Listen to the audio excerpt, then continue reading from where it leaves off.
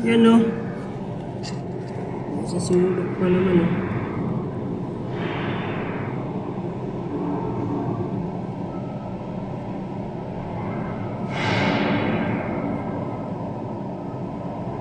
God damn it. Ang mga hinang.